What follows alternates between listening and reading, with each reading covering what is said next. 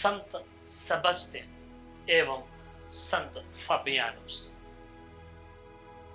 फबियानुस का जन्म सन 200 में रोम के एक परिवार में हुआ।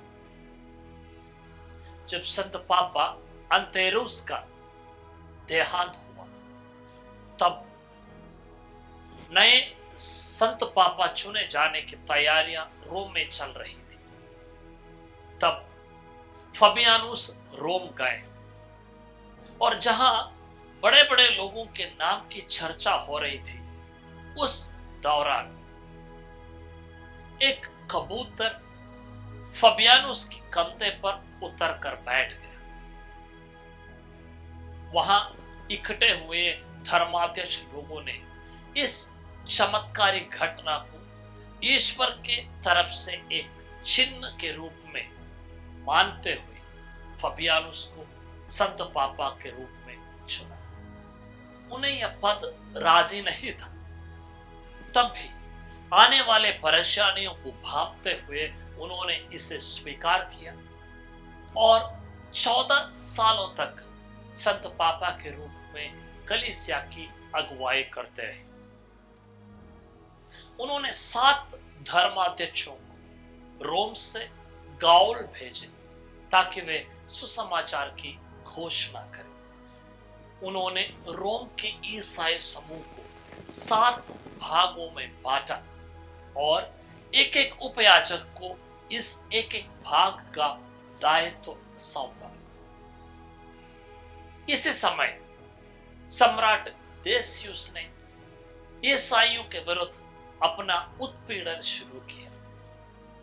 उन्होंने आदेश निकाला कि जो भी व्यक्ति रोम में रहना चाहते हैं और रोमी सम्राट के अधीन रहना चाहते हैं, वे अपने आप को रोमी सम्राट के तरफ दिखाते हुए रोमी देवी देवताओं को पूजा करें, उनको बलि चढ़ाएं।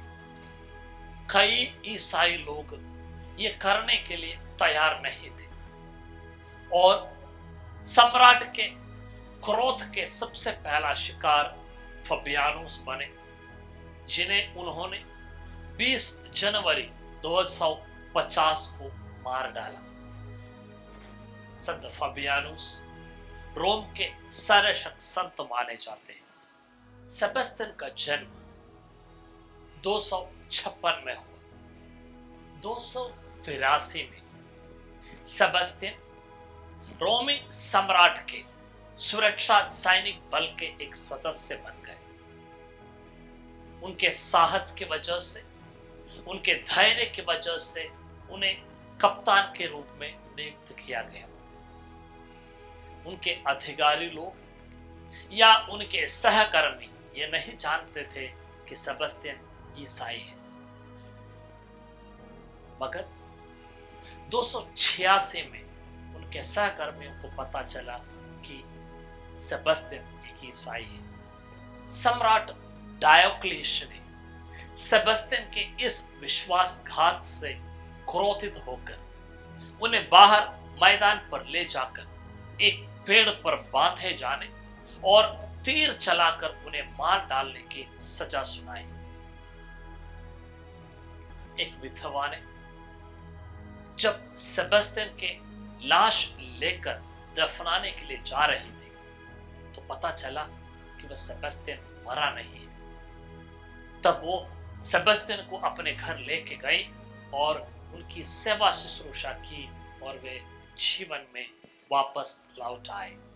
सेबस्तियन जिंदा होने के बाद जब सम्राट के सामने पेश हुए तब इससे और क्रोधित होकर सम्राट ने उसे पकड़ने, मार डाले और उनकी लाश एक गंदे नाली में फेंकने का आदेश दिया।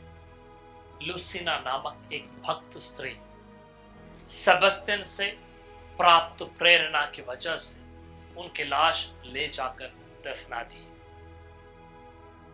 संत सेबस्तियन धावकों, सैनिकों एवं महामारी से पीड़ित लोगों के सर्वश्रेष्ठ संत माने जाते हैं।